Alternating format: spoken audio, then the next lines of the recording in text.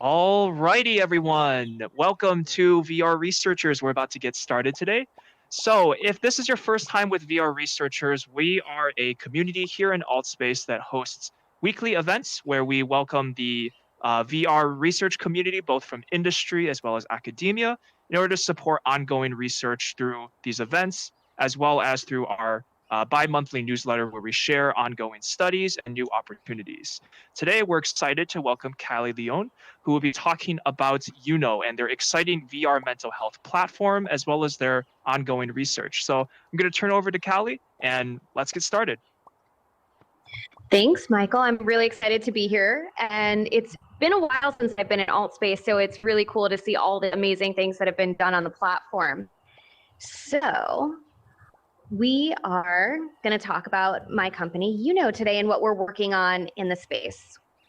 And before we do that, I just want to take a second and step back on where Eunoe comes from. It's actually a Greek term that comes from Dante, and it means good mind. So what we're trying to do is actually help people develop a good mindset through an immersive experience and make it a really personalized thing that they can use again and again to build on self-development. So what we've developed is an immersive mindset training platform. And our team has come from, some of the most amazing developers. We've had incredible technical expertise on our team and been working with world-class researchers across psychology, neuroscience, and storytelling and gaming to bring all of these practices together in a way that can reframe negative thought patterns outside of therapy. And I'll take a second to pause on that, because what really ends up happening in therapy is we go to learn how we can improve our lives, how to solve problems, how to push through challenges. And that appointment structure is not always the easiest thing to do. It's really hard to get an appointment. There's a lot of challenges that come into the therapy space, but I will get into that because we are explaining a lot of things today. So bear with me as I move through all of this. Been a while since I've given a presentation. Thank you, COVID. But what we've incorporated into our platform is voice technology. So the reason I incorporated voice is it's the most natural form of communication. We talk about our problems, whether it's to other people or to ourselves. And our voice is the thing that we remember. We remember the things that we say. There's nothing more powerful than the way you talk to yourself. I think it was Henry Ford who said that whether you think you can or you think you can't, you're probably right. So that translates into so many different areas. It translates into who we are at work, into who we are with our friends and family. It translates into how we pursue passions and how we discover what we want to study in school, to the jobs we choose and the people we want to be. So we wanted to use VR as a platform to help people through the self-discovery process and think about from all angles the clinical applications of that as well as the personal. So now I want to talk about that therapeutic journey. This is a confusing slide on purpose. So what we have is, and I have to remember how to get my pointer, but as you can see, first what happens is you get stressed out about a problem, right? You're trying to figure out, what am I going to do? Is this something that's momentary? Is this a bigger thing? And you decide, okay, I can probably ignore it, or I really need to reach out for help. By the time you reach out for help, you're really getting an appointment with a specialist, consulting friends or family or someone who might be able to help you. And in order for that person to help you, you have to relive the whole experience all over again. It can be quite traumatic, and we've seen this in PTSD studies, we've seen this in just our own lives, having to recount all the details, explain why something's important, why other details don't matter. And it takes a long time. So when you're booking an hour-long, if you're lucky, or 45-minute therapy appointment, you're spending about 75% of that appointment just reliving what happened before you have a chance to go into, how do I fix it? What can I do? how do I handle this? Your appointment is spent in the past. So from there, you make a follow-up appointment. Maybe you're lucky to have a game plan, and by then you've got this whole new set of problems. Maybe they're more important than the old problem. Maybe they've expanded on the old problem. You don't really know. And the cycle ends up just repeating itself. And for some people, they learn how to cope with it. They can move forward. They develop coping mechanisms. Some of them are healthy. Usually they lead to avoidance or they lead to an unhealthy strategy. And it changes the way that you look at yourself. It affects your self-efficacy, your sense of well-being, and your ability to master and control your life. So how do we deal with that? And those are the questions that went into building our platform right now, is how can we help people develop a more consistent way of understanding their inner narrative, changing it and communicating it with people that matter so that they can actually see progress in their internal world rather than just in the physical world, where when you go to the gym, you can see that if I do my sit-ups, my six-pack is eventually going to show, assuming that I eat properly. So here is what we're doing. We're helping people make sense of this lived experience. We're finding ways to use voice, visualization. Sorry, there's a helicopter overhead. I don't know why it's so loud. But we're using the natural communication tools that we have as humans rather than trying to change the way that we communicate. And we see that as really important because everyone's story is unique. You can have two people who are the same on all aspects. They grew up in the same space, they're the same race, the same gender, the same whatever, but their lived experience will be completely different. So we wanted to personalize this whole thing and help you see these trends over time and communicate that so you can really understand your inner world. Now, when we get into the science that we've integrated, these are the majority of the principles that we've taken into account and will continue to build on. So first thing I want to address is self-talk.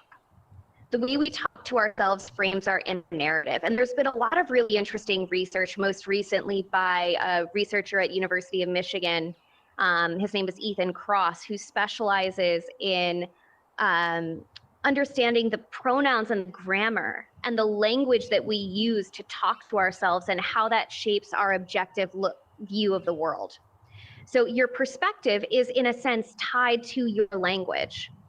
And this goes very hand in hand with positive psychology. So when you talk about something positive, you are more likely to experience the world in a positive way. And I don't know about any of you, but I don't always talk to myself in the most positive and helpful ways.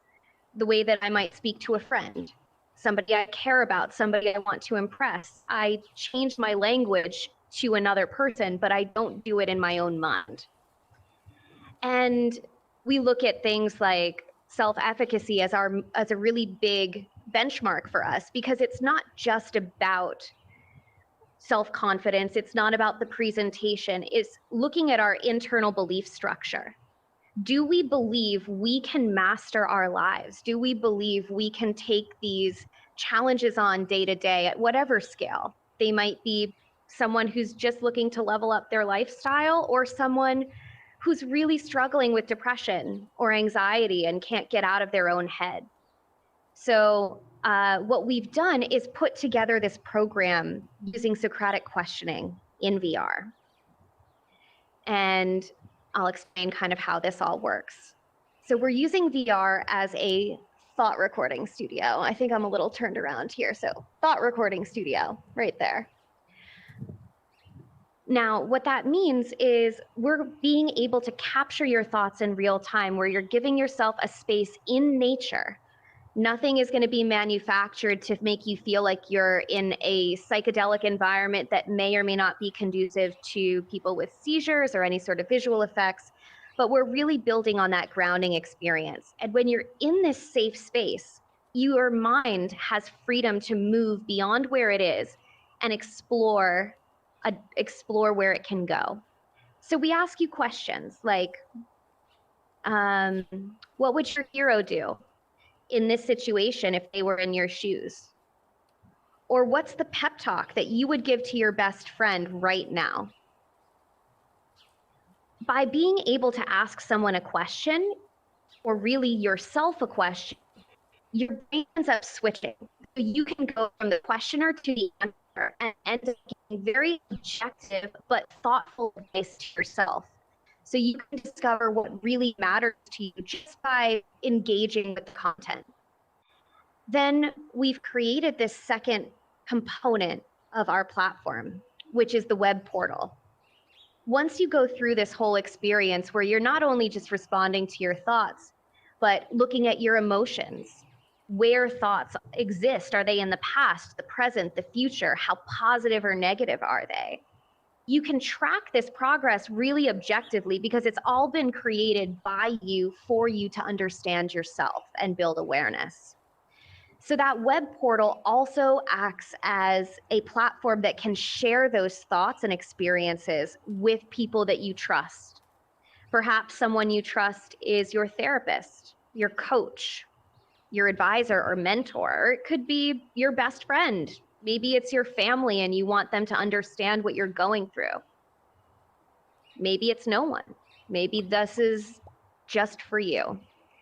But through having this documentation of what goes on in your internal world, you're able to put concepts to test out in real life and measure how they move forward over time. So we're doing this through modular self-discovery. And right now we've built 4 modules, our self-awareness module, grounding, reframing, and gratitude modules. We'll be building out additional modules in the future, and we'll have eventually we'll have therapists customize this, but right now we're working with organizations and subject matter experts to build out specific programs for areas like anxiety, burnout. There's so many applications for it. So the things that you can do are just really customize the experience and the reflection process for people. Now, this is a quote that I have from Adam Brown, who is the Vice Provost for Research at the New School. He's a professor of clinical psychology at NYU, as well as the New School, and he's also the PI on our latest research study. And he specializes in PTSD, as well as looking at the internal narrative of how people talk to themselves in PTSD. So hopefully I did you justice, Adam, if you're watching this later, because I know he's at work right now. So what he says here is that how people recall their past, imagine their future, and view themselves in the present plays a central role in the psychological well-being and adaptation to stress of traumatic events. So when you change the narrative of how you look at the past, how you're looking at the future, it becomes a very effective coping strategy to maintain a positive sense of self. And we've striven to create, or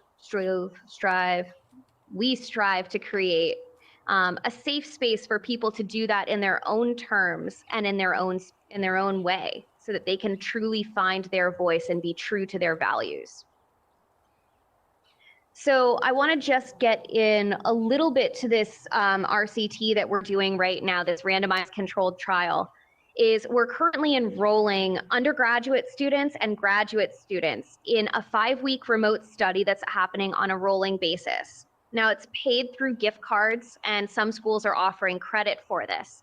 So really our recruitment issues is that we need people who have access to an Oculus Quest or Quest 2 to use VR. And our 2 groups for it, I'll just kind of get into the study just a little bit, is we've got one group, which will be an intervention group. They are going to be using our VR program once a week, more if they choose to, it's totally up to them. And that will lead them through the process that I talked about before. So defining the challenge that they're in, looking at a lot of frameworks from CBT, looking at their emotions, their thoughts, and what their goals are out of this situation. They'll go through the grounding meditation to practice de-stressing using techniques like progressive muscle relaxation, as well as the 5-4-3-2-1 exercise, which helps people truly connect to their senses and become aware of the environment that they're in. One of the things that I think is really interesting about that in VR is it allows us to not only help people focus on what they see in front of them, meaning digital elements, but to still maintain an awareness of the real world. So the couch they're sitting on, the texture of their clothing, whatever else might be still happening around them, and to create a cohesive sense of self in that space. They'll go through a reframe process where we will ask specific questions to help them understand the situation that they're in from a more objective and positive point of view, and then practice gratitude actively. I don't know about anybody else, but every time I've been to a meditation class thinking about gratitude, it seems very abstract, and it's really hard for me to connect with something like, oh yes, I should be grateful for this. I should be grateful for my friends. I should be grateful for my family, for my home, for all of these things. But it feels removed. So we try to get people to think about tangible things that they truly are grateful for in relation to the situation that they are in right now. And that should draw a closer connection.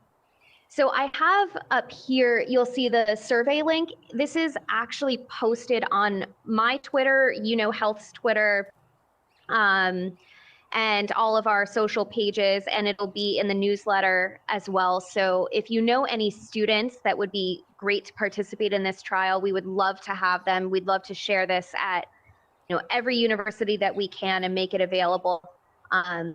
In terms of the screening criteria for this, because it is important when conducting a research study to make sure that the participants are the best fit for a research study.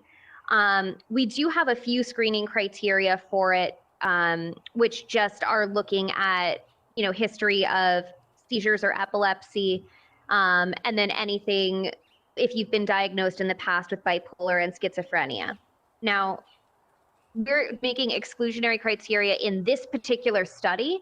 However, we believe that there's going to be significant opportunities for us to work with people who fit into those populations in the future, and that they're still eligible for our beta program, which we've also announced and would love to kind of get out there to people. So that's this study. There can be several others in the future. One thing I wanted to get into was some of the clinical KPIs that we're looking into, both in the platform that we measure on our own, as well as through research studies. So we'll be measuring each of these scales over time. And the ones that I'd like to draw particular attention to, and when we open it up for Q&A in a few minutes, I'm happy to answer, any and all questions that I can. What we really wanted to base this on was self-efficacy. Can thoughts create reality and help you change your perspective? So that general self-efficacy scale, I think, is very important to our research and our work. We're looking, of course, at burnout, at self-talk. We're looking at implications in people's real lives. So does this affect academic performance? Does it affect your class or extracurricular performance, or your just ability to show up when you might be having a hard time because you're isolating? We're looking at the changes that this might have based on your personality, or what some personalities might gravitate to versus others, impact on sleep quality, loneliness, and hope. All the things that the world really needs in the middle of a pandemic. So right now, we're really looking to do a bunch of collaborations. And one way that we can do a collaboration is around research. So I went through the current study that we have in enrollment, but we'd love to partner with people and researchers, academic institutions, communities, hospitals, companies, on new research studies that we can bring this to a target population. So maybe that population is students. We're going to be doing quite a lot of work with frontline healthcare workers, which I'm excited to kick that off very soon, next month in May. So how does this impact stress at the front line? How does this impact stress for employees at an organization, for mothers, for, however we want to think about helping people. So we'll be custom developing programs based off of this research. So anyone who wants to collaborate on that, please get in touch with me. If your lab, hospital, university, organization wants to run a pilot for a targeted group of communities, we can do our standard program, or we can customize the questions and modules. We can develop a whole bunch of different things together. So that's another opportunity, which I sort of talked about with, both pilots and program development. And what I'm really excited about this summer is we'll be doing a tour across the country. We'll be bringing our clean box with us and going to hospitals, labs, universities, and making our platform available on site with all the hygienic practices in place. So if you want to add your university, hospital, lab, or community to this tour, definitely get in touch with us, because we'll be going, throughout the country to just get some initial work on this and feedback on how to not only improve what we have, but build out future programs moving forward. So these are some discussion questions, and I'm curious, actually, Michael, do you think that we should break out and do these first, or should I do Q&A and then break out into this? I think we can do some Q&A. So cool. Folks, I just turned on the allow hand raise button. So on your bottom right screen, there should be a raise hand button. If you have a question, go ahead, click on that, and then we'll be able to have you ask your question. Okay. So now I'm going into participation. Fantastic. Bear with me, everybody, as I go through the participation tools. So I'm trying to get Jose on air and megaphone, stage access. Jose, where are you? I'm here. Hey, it's so nice to meet you. Thank you so much. Thank you. Thank you for the very nice presentation. It's very interesting, your research and your work. I'm also part of Educators in VR. I'm in the medical and healthcare team. And we also going to have some events in May about mental health. And I'm a medical doctor in Barcelona. So my question is, do you have any international collaborations or anything in Spanish maybe, or plans to do so? First of all, I love your question. Currently we don't, however, I would love to. So if there's a way to work with you on something, shoot me an email and let's figure out how we can bring this to Spain and adapt it to the needs of, whether it's through language or through cultural aspects, through the right kinds of questions and programs. We'd love to develop something there. So that would be wonderful. Great, thank you. Awesome. And then I'm just going to go down the list to Katie. Where's Katie? Hey, how are you? Hey, good, thanks. For your participation in your study, is it just for people in the US or is it international? Currently, it's for US. That's what we're IRB approved for. But would love to replicate and expand on this study if we can do something, as I know you're UK based. If we can do something elsewhere and take what we have, would love to explore that. Yeah, that sounds good. I have to chat to you another time. I've got another opportunity for something over in the UK to potentially check out, use your program with. Yeah, it looks great what you're doing. Thank you. Yeah, I would love that. And then, what is it? I am Compu. You don't have a name, but it's nice to meet you. Where are you? Yeah.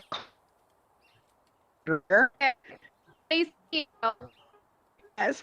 So I deal with a lot of, or I retire from say that, from having homeless and disabled people.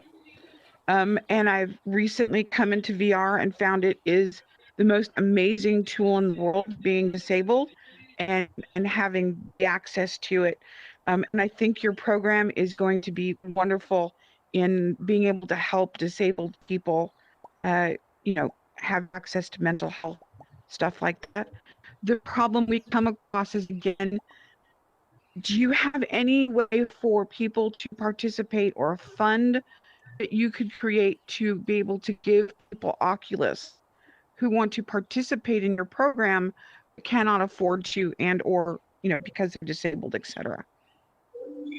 So first of all, that's amazing. And I really hope that we can chat more about your work, because I think you're right. This is an incredible opportunity for, people who are not, for accessibility challenges, right? And that's why we use voice, because it's the most fundamental form of communication that we have, voice and movement. So we currently are working on setting up some programs and scholarships, and we're looking for the right corporate partners to work with us to do that on a larger scale. It's something we're really, really interested in, and perhaps a path to making that happen is to do a joint study on how we can improve that population's mental health and well-being, and finding either a sponsor or a partner to do that. And I would love to make that happen. And then our eventual goal is to make this something that we can have where everything that we're doing for profit, there might be a road that we can do and set up a not-for-profit avenue with our company as well, so that we can reach communities that might have a harder time accessing the hardware. But we do need to build out that infrastructure. So if anyone is interested in collaborating on that stuff, definitely reach out to me, because we really do want to make this available and helpful to people. Feel free to come find. I am CompuBear on every platform in the world. So amazing. I'm at Callie Leone on Twitter. I'll have my contact information up here at Eunoe Health. My email, it's callie@eunohealth.com, and I'm pretty much the same across all platforms.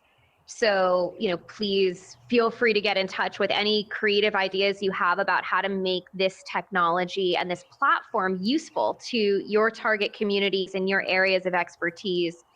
One of the things I know is that I'm trying to create a framework that can be personalized for unique adaptations, in which I will not be the specialist. My goal is to give all of you the tools to be able to do that and work with the people that you need to work with. So I can learn from you how to do that and get in touch with the best way to do it. All right, and then Seem, I think you have a question as well.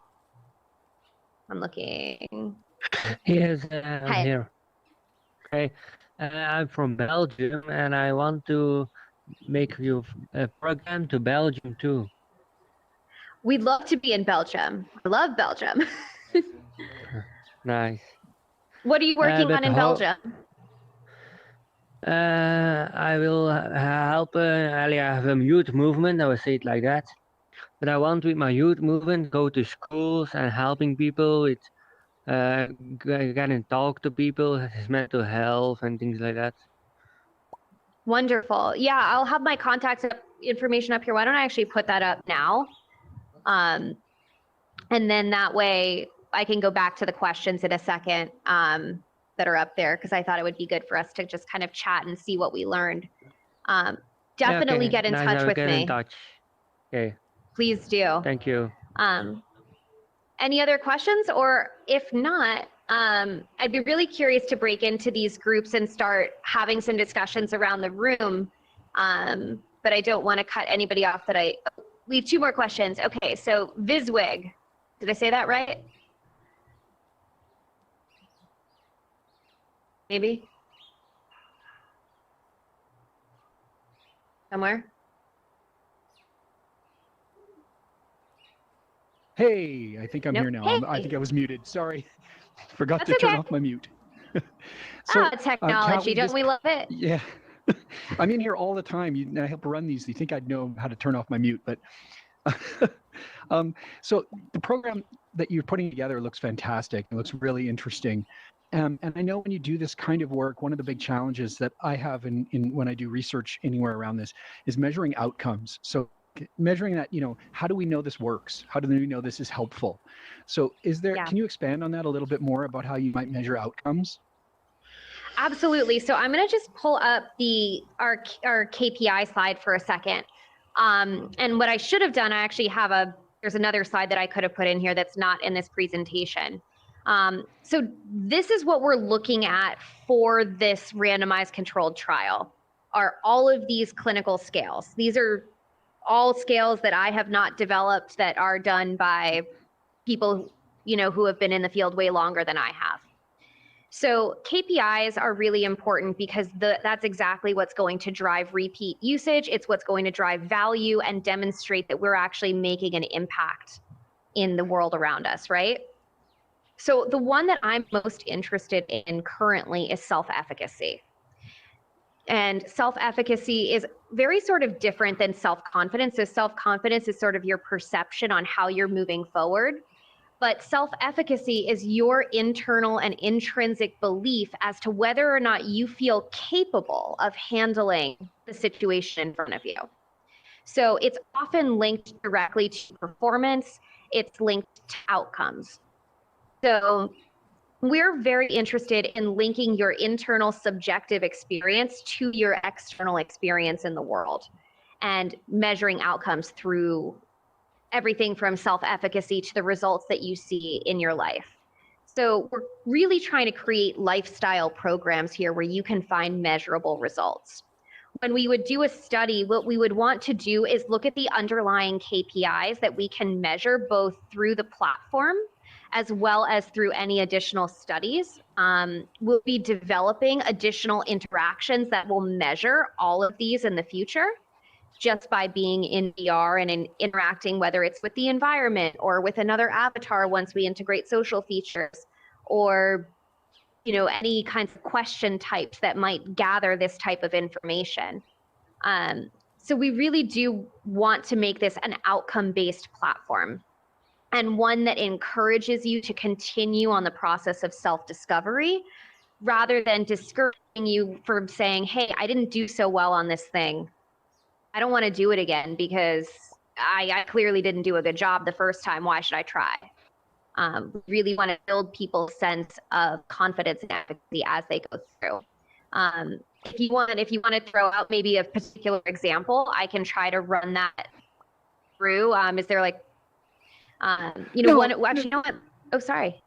Go for it. I was going to say, no, nothing specific. That's great. That's a great answer. It's really helping us kind of get a sense of kind of where your focus is. So that's great. Yeah, so one of the programs that we have coming up is looking around burnout for nurses in the hospitals. So a lot of ways that you can measure burnout are through everything I have listed here. However, there are other tangible ways that are currently being used by hospital systems, which is how much paperwork each nurse is doing at the end of their shift. How late do they stay to finish their notes? What are their code blue outcomes? How many times a week or a month are they meeting with their mentor as they grow and go for career development? These are very objective metrics that we can look at to see how someone's mindset changes the way that they engage with their job or with their career. In addition to subjective ratings, like, do they feel more comfortable? Do they feel like they're more capable of handling it? How much stress do they perceived stress? How much stress do they consider themselves to be under in relation to the output that they're getting for their effort? So we're building this reporting system as we go. And that's why each of these research trials are so important to us, and working with the right people, because we want to make the most accurate measurement systems to capture this. Does that answer your question, or can I expand on anything? No, it's great. Thank you. Cool. All right. And then we've got another question over here. I'm so bad at pronouncing everything. Can you hear me? Yeah, hey. Okay. Hi, How do you I'm say your Ewan. username? Ewan, nice to meet you. It's just my first last name. It's Ewan. Ewan, it's nice to meet you. Sorry. Nice to meet you too. I actually forgot that I had my hand up, and then now I figured I'll ask anyone I was going to ask about contact info. So I'm actually doing my PhD in human behavior, and particularly the differences between VR and the real world.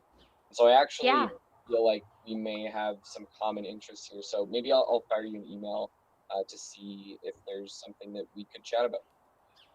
I would love that. Okay. That would be amazing. I'll just unmute now if I can remember how to do that. Okay, thanks so much. It was a good talk. Cool. Thanks. Thank you. Okay, so that looks like currently all of the hand raises and questions. So I think what we can do now is break into the two discussion, or actually there's one more question. I just saw it come up and then it went away. I didn't see your name, but Jake. I don't know where you are, Jake. That's me. Thank you so much. Hi. Hello. It's just incredible what you're doing. That's great use of technology, fantastic. But it's such a nice interface. It sounds anyway. What I want to say is, can you adapt your Eunoe to this place, this alt space?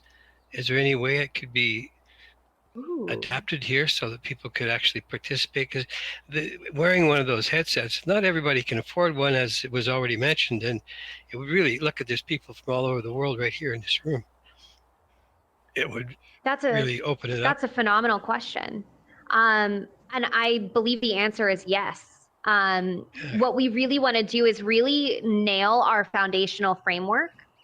So one of the best ways to do that is through the current VR platform. However, once we nail that, we can then bring extensions, and I'd love to work with AltSpace directly to build in an integration here, and see what we can do to really improve accessibility. That's definitely on our mind. So if you have ideas on what you would like to see from that, please shoot me an email so that we can build it to what's going to be best practices and most useful to the community.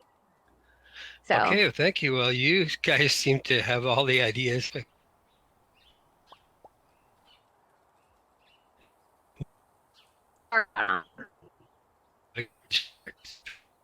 This thing is visit now. You message visit. Oh, Sydney. Oh, it's somebody else. Okay. All right. And thank you very much. I look forward to seeing more of you guys. Oh, I hope so. And Juan, I think you have a question as well. So I just wanted to answer his question. Technically, yes, it is. I can't really hear you. 1 second. Is there a way to amplify your voice? Right. Because I can hear you, but you're muffled. Who is it, Michael? It's not coming up. So I'm not getting the thing. Is there a way you can raise your hand and the? Yeah, we've got it covered. Let's have Juan go first, because I think Juan had their hand raised first. So go ahead, Juan.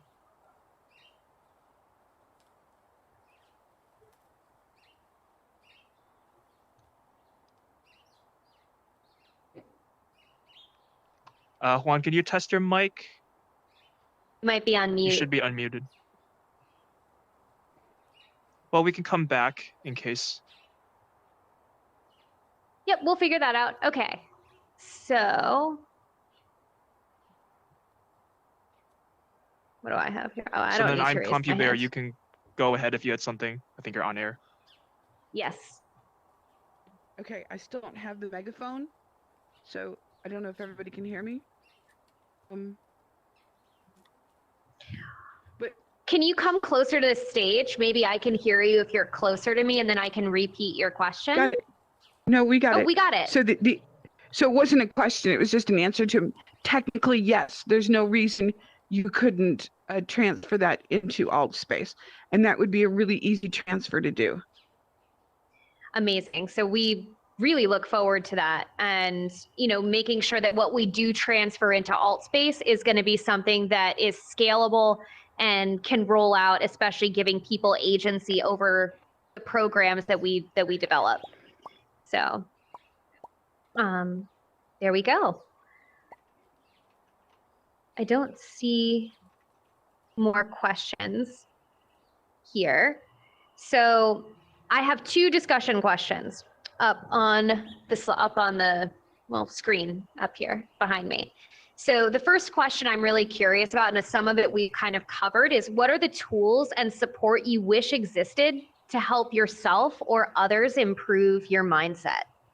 So it's a pretty generic question, and I'm curious kind of what you guys come up with.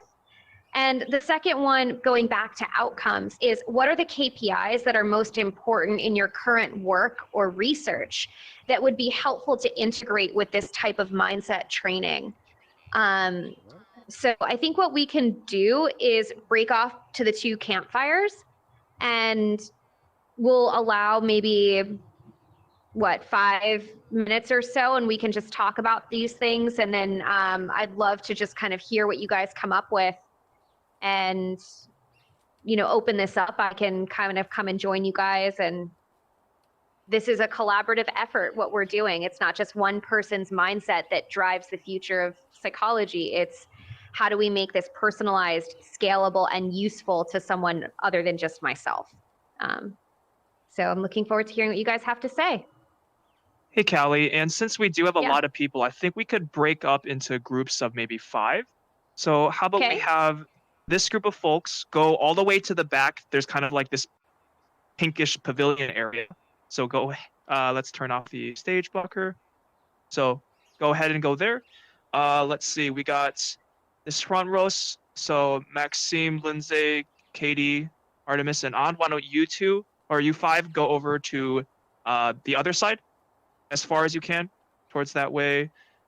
Jake, Max, Joe, Carnegie, and Buzz, how about you go towards that campfire? Florian, you and Victoria, and Christy, why don't you go towards this campfire? And then everyone else, you can feel free to either stay right here or join another group, and then we'll come back in a bit. Perfect. Right now, I'm going to take my megaphone off, I think.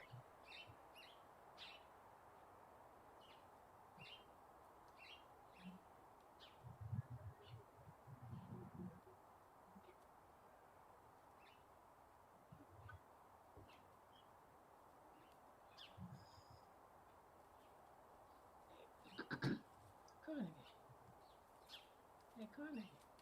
Cool. Carnegie.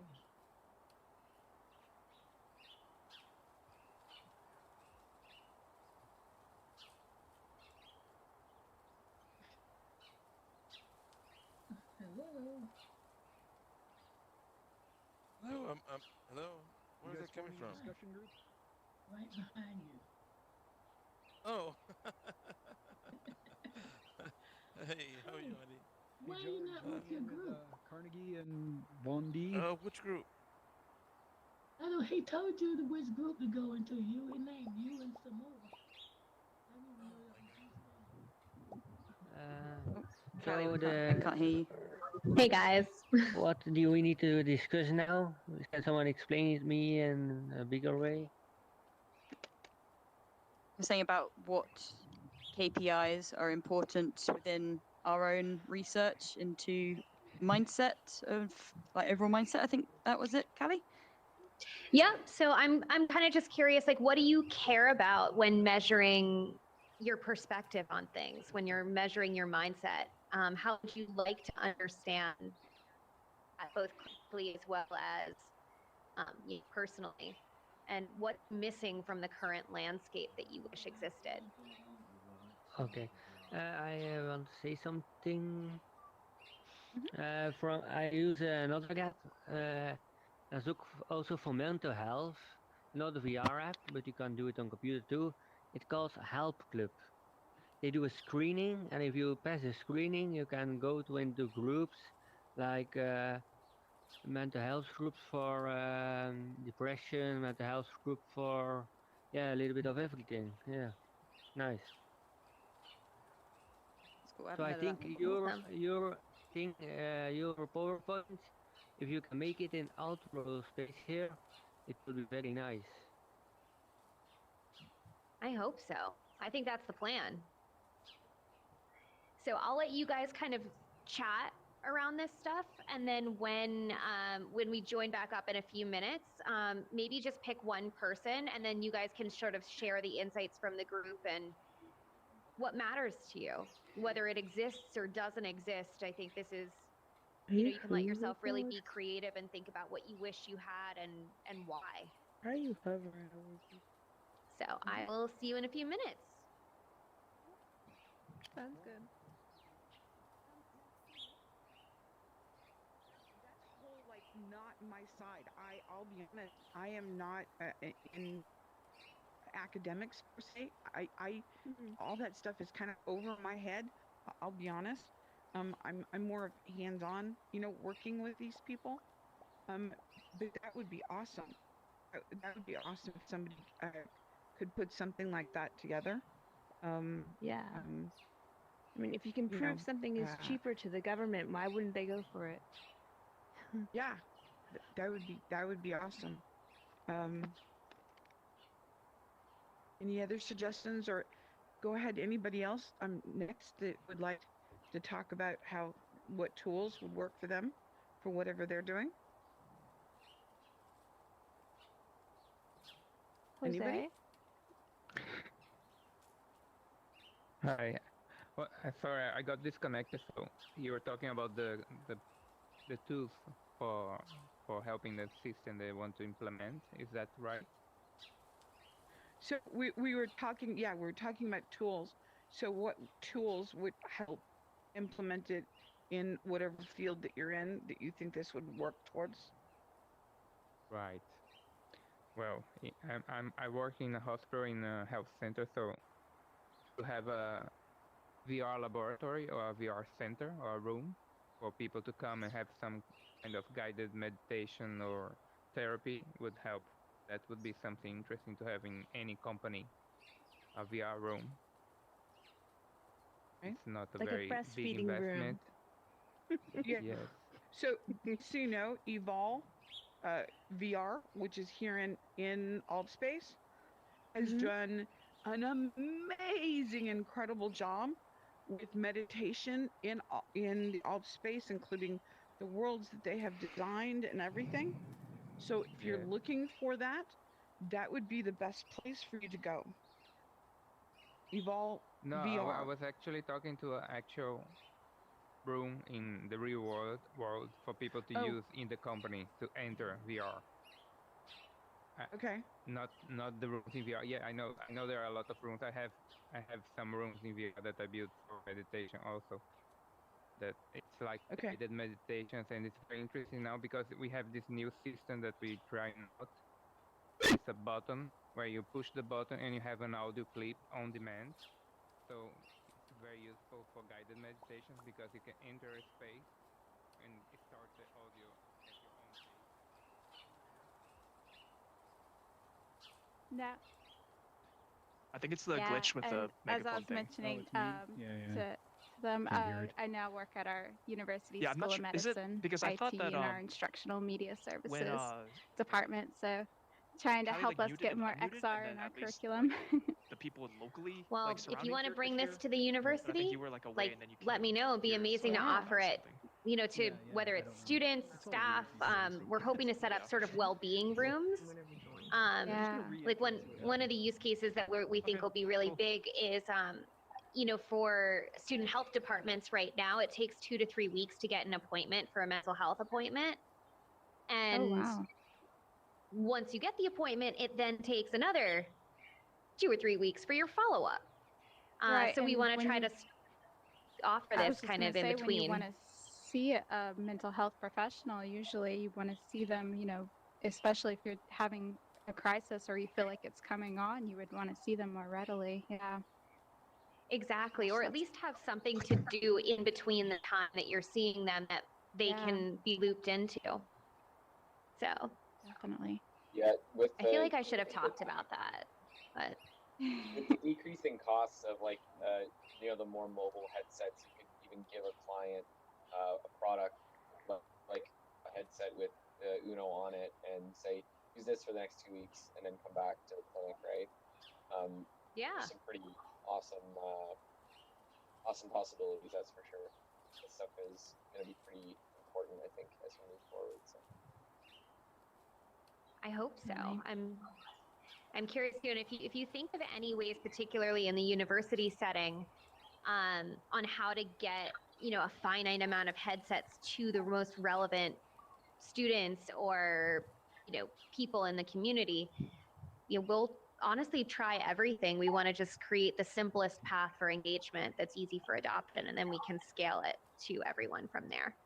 You have Yeah. I was going to ask if you have a specific headset in mind that you plan on using, or are you kind of open to different So right headsets? now we're using the Quest and Quest 2. We're opening it up to Pico, and it will be on the OpenXR framework, so it'll be headset agnostic. Pico, But or go ahead. oh, sorry, yeah, I was just gonna say it'll be open, but currently it's Quest and Quest 2, and then it'll go to Pico for enterprise deployments.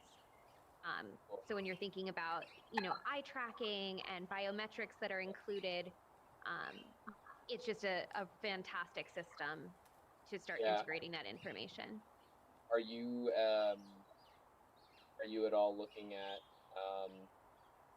doing analysis on some of the biometric stuff like eye tracking and the way people move? Yes. I jumped in. You may have talked about it in your talk. I missed the first part. I was figuring out how to get Altspace to work. So, but That's okay. yeah. I actually didn't get a chance to talk about it, but we're looking at everything from eye tracking and movement, but also voice biomarkers. Okay. So, just and Adam, who's our PI, he had developed a voice biomarker that can detect everything from PTSD, anxiety, depression, just from the tone and frequency and pitch of your voice. Mm-hmm. So what we want to help you do is build awareness of the connection between how you speak and how you're feeling, so that you can better notice the signs earlier and intervene when you notice it, rather than being like a reporting system, like, oh, Callie's not feeling well right now, like she needs to be upgraded. We can do tools like that as well, but for the most part, it's really about building self-awareness and quantifying that. Cool. I was just saying to Christy before you came, like this is very much up my alley. I study embodiment, but all my like reading is very related to mental health. Like I'm reading stuff about addiction right now, and I've been looking at ways to try and figure out how I can transition after my PhD. So this is kind of a cool little. When do you graduate? With COVID happening, I was supposed to. My goal was to finish by this, like literally right now, but I was delayed. So my goal is probably the next 4 to 8 months. That's great. Yeah. So I'm. Well, I'm, sorry, go ahead. Oh, sorry. This program here would really benefit them. Yeah, definitely. Just being able to get out of your, I guess, normal routine sometimes and just try something new, even that itself can really help. Yes. Connect with other people. Mm-hmm. Hello, how's this group doing? Hi, Michael. Good, thanks. Hi, how are you? Hey. Hey on. What has this group been talking about? Talking about different things that people have been like. Maxime was talking about the VR group, I guess, community that they've been involved in, and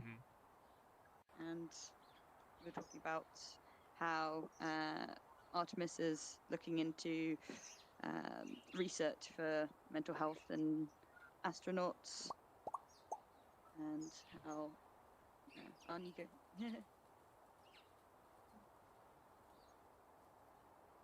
Are you trying to say something, or is it just a straight chat bubble?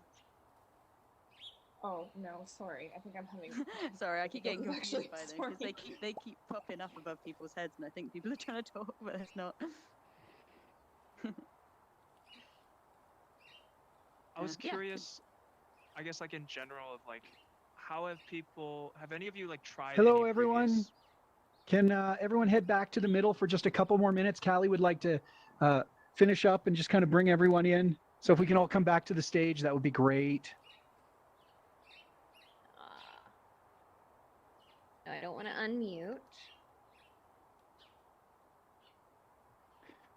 If you need help with any controls, just let me know. Am I amplified? Did I do it? Yeah, you seem to be. I'm backing away so I can hear you Fantastic. from further away. Yay. Okay. Cool. Well, hopefully everybody met someone they didn't know before, had some interesting discussions. I'm just kind of curious what came up for you guys that you talked about around what you wish existed to improve your mindset, and the ways that you would want to measure that moving forward, whether that's personally or professionally. Kind of how do you see the space going? And I guess if you either want to just raise your hand, we can go around that way, and then we can just open up the floor for any last minute discussions or questions, and then we can hang out and talk VR, mental health, all that good stuff, as long as you want. So, all right, CompuBear. I don't know how to accept you. Stage access. I just see that you have your hand raised. Okay, got it. Yay. Yay. You got it. Yay. Okay, so the two things that I'd come up with that we talked about was one, again, we go back to my field, which is getting people more access to the hardware technology, both in person, but as one of my co-people was, and I didn't catch his name, making places available in hospitals where people can access VR within the hospital, nurses, doctors, patients, whatever, a room they can go into in the hospital and access that VR equipment, the goggles. So that was something that brought up, besides putting VR in obviously disabled people. Kier's somewhere here, was talking about, and she was discussing ways to better make the study for that, or how to do that. So maybe she can answer that in a second better. And then the KPI answer was the one that I came up with and other people didn't, but both mental and physical pain scopes are really important to measuring their mental health in it. So both of those I thought were important and weren't on your list. I am so glad you brought them up, because the pain scale should have been on the list, and it is. And I think that there's probably a number of other ways besides the pain scale to measure that kind of pain. There's my little emoji. And any suggestions on how to do that, shoot them over to me. We'll build it in. And I love what you said about working in with the hospitals themselves. One of the things that we're doing is actually setting up well-being labs on site. So at hospitals, at universities, at companies, where people can access headsets directly there and go through the program on their own time during their breaks or before or after work. Or if, it's at a hospital, there might be something to set up for families of patients who are being seen and treated, let alone anyone who might actually be a patient and what they're going through to measure there. So I think that that's a wonderful and very thoughtful answer. I really appreciate that. Katie, I see you up here. I don't know. How do I get you? Do I press the blue button, Michael? There we go. All good. Cool. Yes, so I just had one thing to mention about the pain scale, because there's a lot of research into saying how VR actually lessens pain and distracts you from any pain that you're feeling. If you are asking for a pain scale while someone is in virtual reality, that might not necessarily be a good measure of their actual pain when they're outside of virtual reality. So I guess that's just something to be considering when you're taking that pain scale for measurements. That is super helpful. I think you're really onto something that too, and a lot of the research, points that way, where, we've seen how VR can dramatically reduce pain. So measuring the in VR pain versus out of VR pain and doing that longitudinally over time, I think is a very interesting approach on that. So that might be something we can look at, together in a future study. So it is 3:35. Unless there's any last minute things that you guys would like to share, I think I'll wrap this up by saying, let me go to this guy here. Definitely get in contact with me if you want to work on something and collaborate on something together. If we can bring this, somewhere where we can bring this for a study, a pilot, do a collaboration, develop a custom program, something like that. Or if you're a student or know any students that would be great to participate in this upcoming trial, definitely fill out the screening survey. We have all of our links on Discord. We have a Discord channel. We've got, of course, Facebook, Twitter, LinkedIn, Instagram. It's not very well populated yet, but it will be. And yeah, we'd love to get out there and make the most, just create the most helpful platform as possible for everyone. So thank you for taking this step with us today. And Michael, do you want me to go to the next slide here? Because then it's not my slide, or? Yeah, first of all, everyone, let's give a round of emojis for Callie's great talk on VR mental health. It's great to have you here today. Oh, thanks. Callie, if you go to the next slide. So just upcoming events. With VR researchers, we host these events every week, same time, same place. So next week, Anthony or Viswig back there, he's going to be hosting a networking and discussion event. I'll be doing the next one after that. And then we also have some future speakers coming up. So stay tuned for those announcements. And then Callie, last slide. Stay in touch. You can join our bi-monthly VR Researchers newsletter. We'll share these updates so you don't miss out anything. Thank you all for coming today, and have a great day, everyone. Awesome. Thank you, everyone. Thanks. Bye. Bye. Have a great rest of your day, night, week, everything. I'm going. Thanks, Callie. It's been incredible.